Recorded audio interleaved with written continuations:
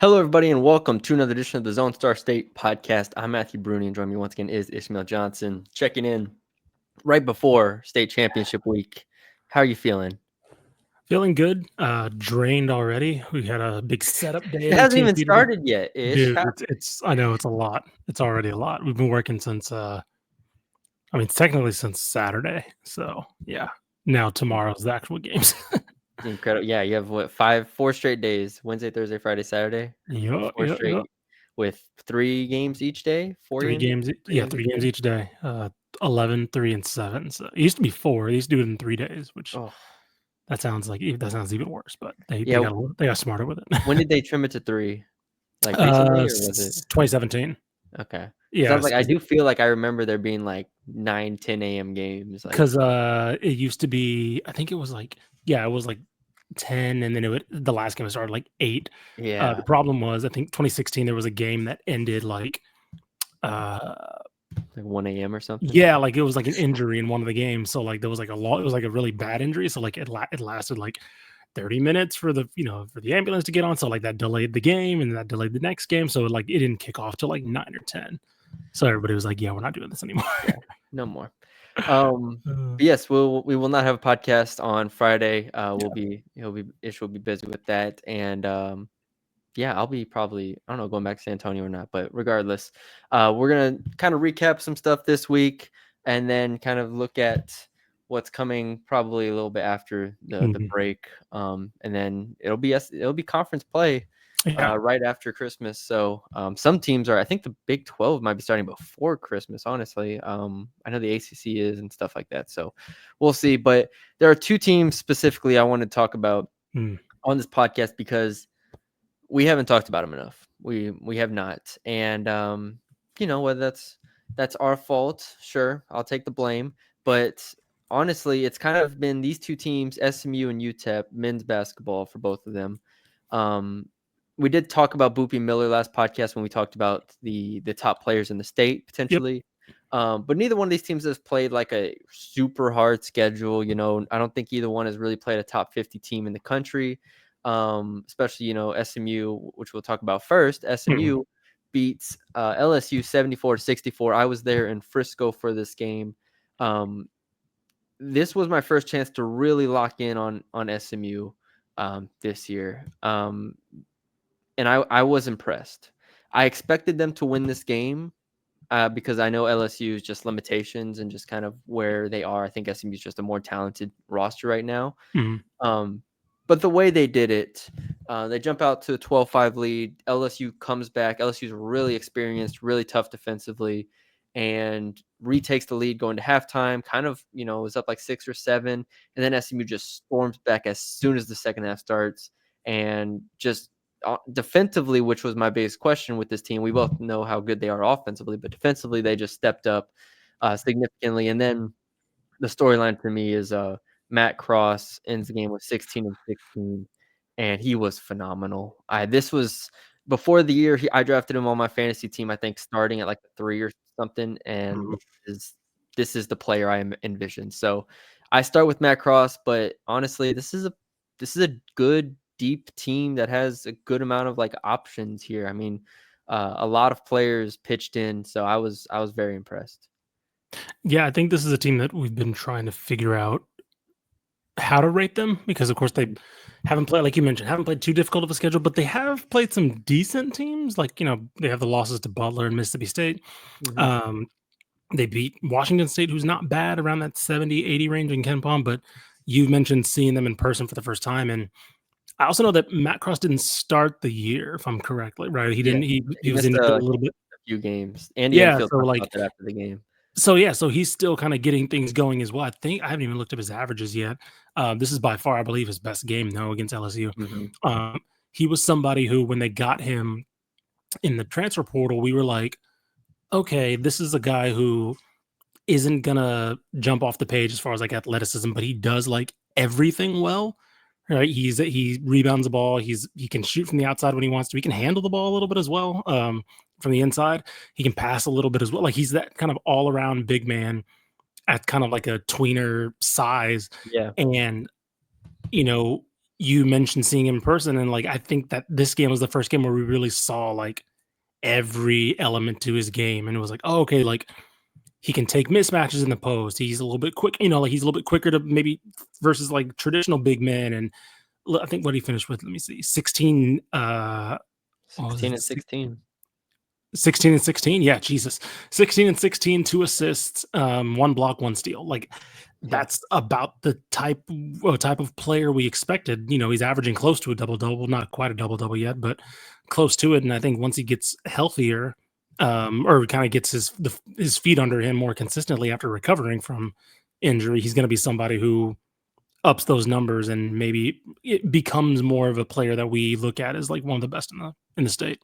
Yeah, and he's a part of this, but they don't play like a ton of minutes. Like their starters don't play a ton of minutes. Boopie Miller plays 27.6, and that leads the team. Like that. Yeah. That is the high at this point. And you look at their kind of distribution. I think even you go Boopie Miller, Chuck Harris. Chuck Harris comes off the bench. Cario Oquendo has started 5 of 11 games. He's come off the bench recently. But he's honestly played really well. He's 20 of 40 from 3, which the 3-point shot was my biggest concern for him coming in. So you have those 3. BJ Edwards starts. So there's your 4 kind of guards. And then you have Johan Traore. Then you have the tall Turkish player who I really don't want to attempt to say his name, even though I practiced it while we were waiting for the game. It's Igatoglu. So there you go. Igatoglu, Cross, Traore, and even Ambrose Hilton. Like that's a really good group of 8 players that SMU can roll out. And this win, I think, was, first of all, it was their best win of the year. You mentioned the Washington State one as well, but this win, I think, looks to propel them into conference play. They already have a win over Virginia under their belt, where Virginia, I don't think is that great this year. Right. But now you look at the rest of ACC, and let's go over to KenPom. Yeah, they're the 5th highest ranked team on KenPom, and there is a huge gap between them and Louisville's right there, but they've lost their conference opener. So it's like them and Louisville. I think they're way better than Florida State. So yeah, we're looking at that 5-6 range for SMU, which is probably higher than what we had them. Where did we have them? You had them 9 and 11. I had them 7 and 13. So you were higher on them than I was. So you're going to end up being right. But yeah, that's a really, really good start to the season. And now we get into conference play. Yeah, I think for me as well. By the way, I just looked at Max. Let me see. His last 4 games, including this is Matt Cross, 10 rebounds, 10 rebounds, 10 rebounds, 16, 7, 12, 6, and 16 points. So like he's been getting better as the season has gone along. But yeah, I mean, I'm curious how this team, because this was like I'd say the first test this team had, right? Like aside from, like as far as like on paper, at least. Of course, they've lost some games. Yeah. The Mississippi State loss is probably the only other one. I mean, never mind. That's a good one. That's definitely a better one. But this is by far their best win, and so I think it was, and it wasn't pretty convincing fashion, right? They pulled away. They were significantly better in the second half. I mean, they outscored the first 10 minutes of the second half. They outscored LSU 26-8. Like they just imposed to themselves. And Igatoglu didn't even have like a great game, but you see like he's 7'2" and he's like comfortable. Like he played professional ball, so it's like he's polished. Even if he's not great, he's still a force. And then you kind of play around him. And Boopie Miller didn't even have a great game. He only had 9 points. Oquendo 4 points. They have a lot of guys. They have a lot of guys, and I think they also. I mean, Enfield got popular because of that Dunk City at Florida Gulf Coast, but I think a lot of people forget that he's just kind of a really pretty good offensive coach in general. I believe they're 45th in pace offensively, right? But they're also defending at a pretty high level as well. So right now they're 34th in adjusted efficiency on offense and 83rd in defense. They are 11th in 2-point percentage defense, right? So like they're not sacrificing one for the other. They're playing a really good balance of both with, again, a schedule that's not a cakewalk, right? Of course, they're not going to play anybody like Duke until they play them on January 4th, but it hasn't been like D3 team. Like these are good, these are decent teams that they're playing. So like I would take these numbers and say, yeah, I'd say they're a good offensive team that doesn't drop off much on the other end as well. Yeah. Looking ahead, they start conference with Boston College on the 21st. They're going to be favored in that game. It is on the road, so Yeah. we'll see. Then they have a non-conference game against Longwood, and then, like you said, Duke at home, Duke January and North 4th. Carolina back to back. Oh, geez. But the Duke game in particular, Yeah. at home will be buzzing. Like that's one is if you beat Boston College, you should beat Longwood. You go into that game 11-2, already with a win in conference under your belt, and you're probably a top 45 team in the country. That Duke game at home, like we've seen crazier things happen. Yeah. Like that's a home game against a Duke team that is good. Maybe I don't know if they're great. They're young. I'll On the say road. this. I think that because SMU didn't have a marquee ACC game at home, I wonder if this feels like this Duke game is going to be like SMU's welcome to the ACC moment. Because in football, Florida State wasn't that good, and so like that was supposed to be their marquee game, right? Yeah. And credit, SMU still showed out for some of the games that they did host, but there wasn't that like, oh, Miami's coming, right? Clemson's coming. This is in basketball. This is the game that I think is going to officially feel like Duke, that SMU is in the ACC when they're hosting Duke in the Moody. Like that's going to be crazy. And because they didn't get that marquee helmet opponent in football, right, the recognizable brand, I think that this is going to be pretty unique for them. Yeah. So that'll be cool. Yeah. But we definitely had to come in and talk about SMU because Yep. that was the win to me that they needed over LSU. That's Yes. something that shows that you're taking that step forward as a program. And Andy Enfield has this team in the right direction. We weren't sure how fast it was going to happen. We still have to see conference play. Maybe they dip, but I think that they're just too talented right now, and they're too deep to really, I think, fall off a cliff. So at the very They're least, not overly reliant. I mean, Boopy Miller we mentioned, but like they didn't seem like they're overly reliant on big production from one or two guys. Yeah, for sure. The second team we need to talk about is UTEP. We went into the year, and I think I was hesitant because the past couple years have been like, all right, cool. Like we know what they are. We know what Joe Golding's teams are, right? We know they're going to be like 300th in offense, top 50 in defense, and play fast but not really controlled. And end of last year, 7-9 in conference, and it was just kind of meh. This year, they did make some additions, so I don't want to shortchange them. They did make some changes. Devon Barnes, Ahmad Bynum has been big for them. They returned Corey Camper, Otis Frazier. So we knew they had talent. But to me, it was always like, prove it. Yep. It was like, all right, prove your concept, because this is now year 4 for him? Yeah. I believe, Jeez, year 4 for him. And it's like, all right, this is proof of concept year. And they're proving the concept. Now, they haven't been perfect. I don't think that we should go like overboard and say, oh, is this team going to like win Conference USA? Like that's probably still a step too far. They're still in the middle of the pack in Conference USA. Yep. But they're up to 142 in KenPom. They have now wins over like Seattle, UNC Greensboro, UC Santa Barbara, all teams in the top 150 in KenPom. They have a couple losses, Utah Valley and San Jose State. But then they fought with Louisville last week, and that's what we were texting. We're like, okay. Yeah. And Louisville, Louisville has looked like, again, this is a different Louisville team than the one a year ago. Pat Kelsey has them playing. Again, they're top 50-ish right now, so they're not like Rick Pitino Louisville, but they are a really good team, I think, right now. So you have that game, and that put them on like the top of the list for me in order to watch them and just generally talk about them here.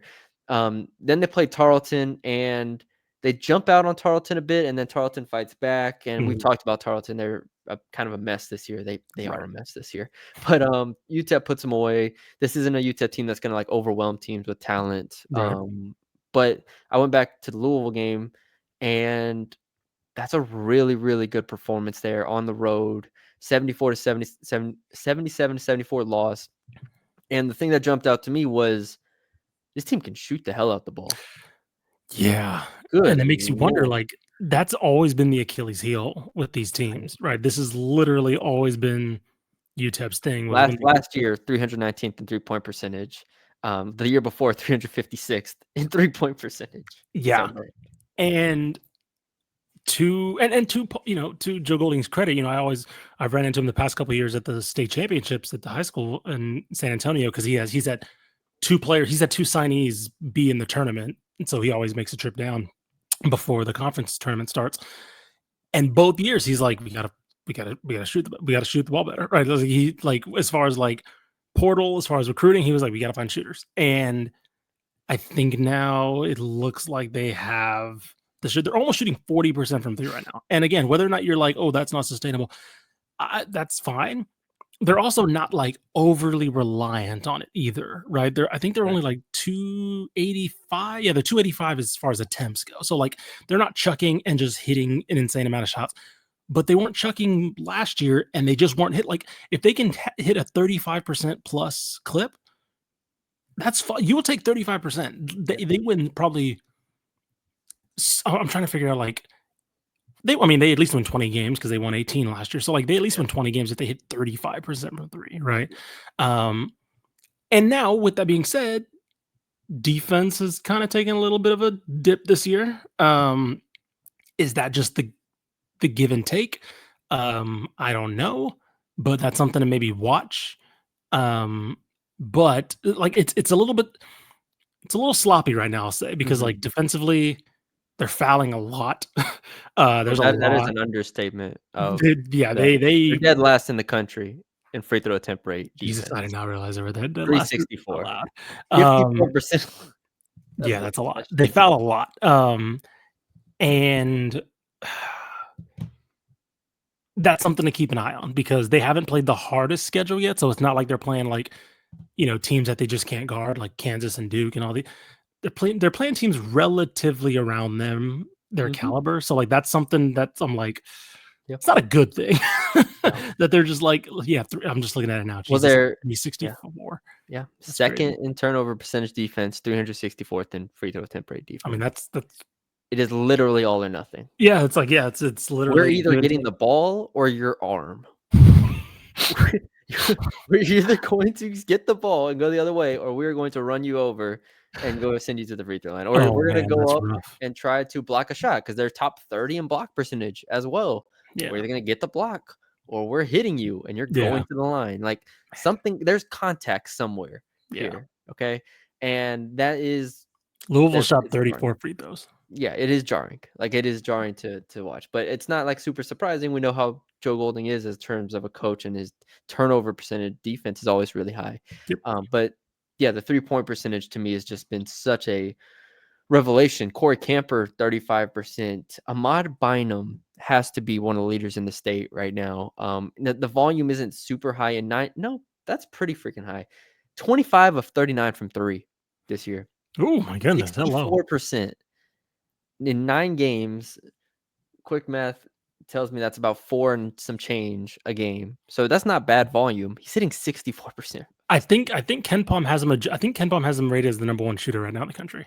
I was wondering if he had enough volume to get into that group. Yeah, at least on Ken Palm, he has 31 attempts on there. Yeah, they don't. So. Yeah, see, they only have 31 attempts. They the UTEP website has him at 39. So maybe I don't know if Ken Palm's a game behind. Or something. Maybe they can't. Maybe there's some scrimmages or something in there that they They don't. Yeah, maybe, or they just haven't done. But regardless, I don't know what the threshold is. I'll have to see what the Ken Palm threshold is. But they have him at 31, and they rank him as number 1 in the country right now. Literally. So that's incredible. Devon Barnes, 37%, and he's somebody who we were hoping would come in and be that shot creator and shot maker that they've desperately needed outside of the number 1 option typically. Yeah. So it's definitely more fun to watch UTEP basketball this year than in years past. And so we say all that, even David Terrell has been very good for them. I'm trying to think who we haven't mentioned. Otis Frazier has been very good for them, clearly. Kevin Kalu, Derek Hamilton, the bigs, very good for them. So, again, I don't want to set expectations super high, but Ken Palm has them at 9-9 in conference. I think if they keep shooting this well, they could very well get to 10. But Conference USA is not a walkover. No. Liberty top 66, number 66 in Ken Palm. La Tech 99, Western Kentucky 112, Sam Houston 127, Middle 130, So that's just the top half here. So that's going to be a very, very tough conference for them to navigate. Yeah, and I do wonder, like, last year David Terrell was such a big revelation for them as a freshman defensively. It seems like they've added more to his plate offensively, and I wonder if that's where a lot of because he's basically playing. I mean, Devin Barnes is basically their ball handler, but like David Terrell's their starting point guard. So I do wonder how much of those turnovers are like him, because I'm pretty sure he's also very high in turnovers right now. Yeah, he has more turnovers than assists right now. Him learning the position basically on the fly, because where it's like, hey, look, we have Devin Barnes, but like, kind of need you to develop into our point guard eventually. So if it's like a trial by fire thing, I think it's a risk worth taking because I think he's that good, and he's already so good on the defensive end that I think it's okay for him to, trial by fire on offense and just learn how to take care of the ball better as he gets older. Yeah. Last thing here, is it crazy to you that Conference USA is rated higher on KenPom than the AAC? So I just read you the Conference USA's stats. Yeah. The AAC has Memphis, North Texas, FAU, Wichita State's actually good this year, Temple, UAB. Those are their top 150 teams. But I think the bottom probably just brings them down. I was about to say the bottom, I think, is where it really gets dire. AAC has 4 teams outside the top 190. Yeah.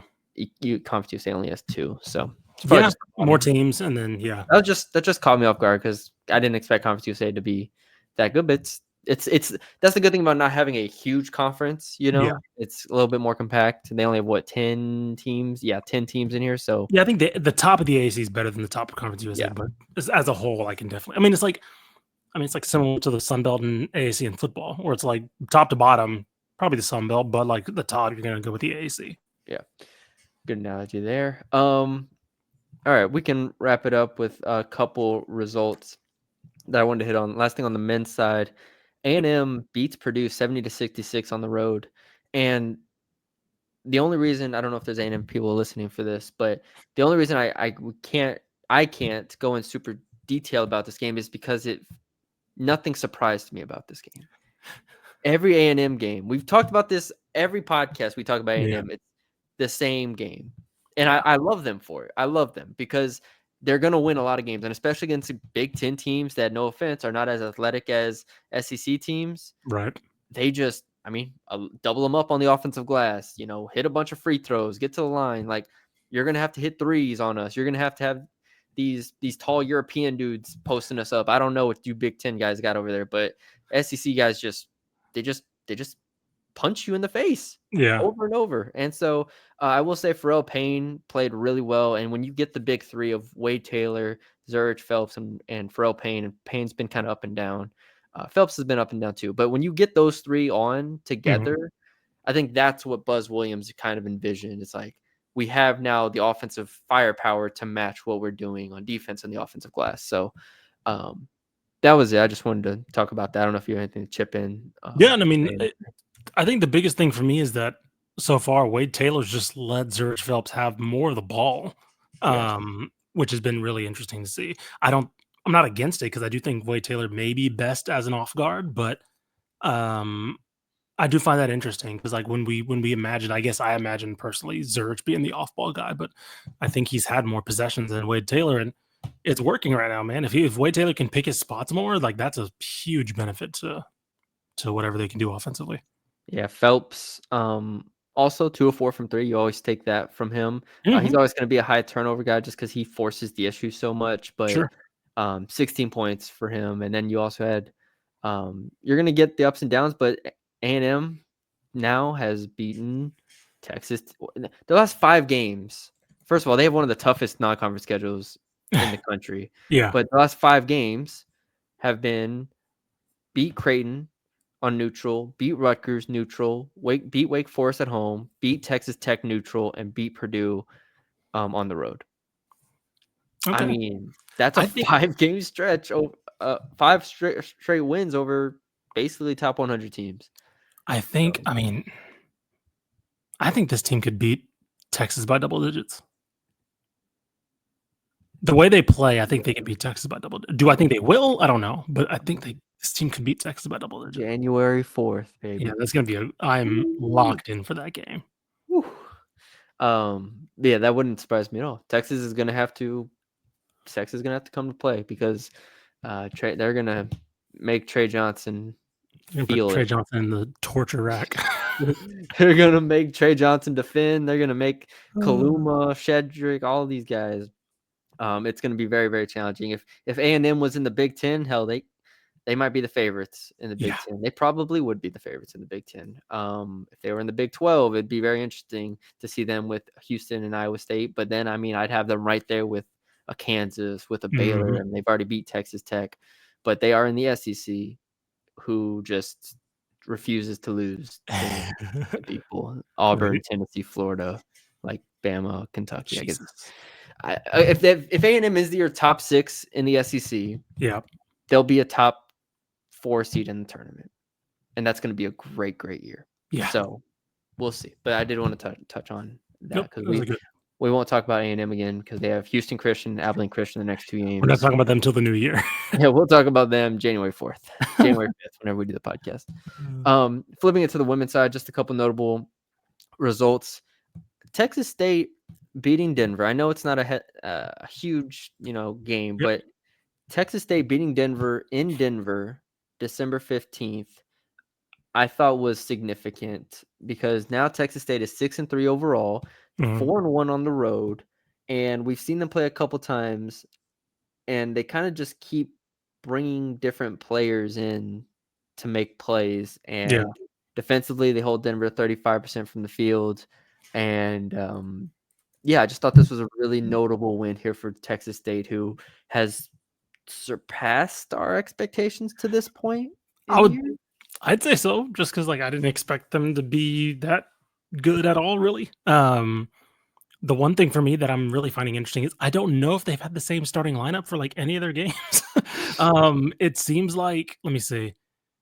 I can look this up officially, but like, yeah, Jalen Foster and Crystal Smith are the only ones that have started every game so far. Yeah. Um, so like this is like you mentioned, this is a team that keeps throwing out different players every single night. So nobody's averaging double digits in points right now. Like it is completely committee as far as everything's concerned. And it's interesting to watch. I'll say that. Like I didn't think this team would be that entertaining to keep track of, but UTRGV, they have a win over them, who we think is pretty good this year. Yeah. Tarleton and Denver, like those are decent teams. So something to keep an eye on. They have UTSA this weekend, who I'm very interested to see how they match up against. And then they start some about play after that. So that's a good non-conference game to kind of get a good firm grasp of what we think they are. Yeah. Whoever wins that game, I'll be in on. Whoever loses, I'm throwing it to the side. All or nothing here. UTSA has UT Arlington. First of all, UTSA just blew out Sam Houston by 43. Yep. And that Sam Houston team fought with Rice for a little bit. So I know that's not like a terrible, terrible Sam Houston team. That's an awesome win.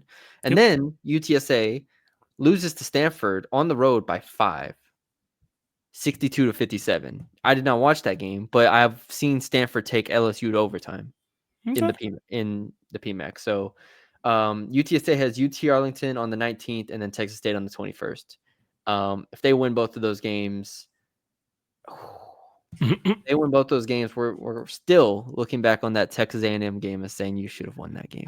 Yeah. I said in the moment. I was about to say we said in the moment that should be that should be it. It's hard to say this, but Yeah. It's a bad one. Yeah. You win that game, and man, we're talking about a different level of program here. Right.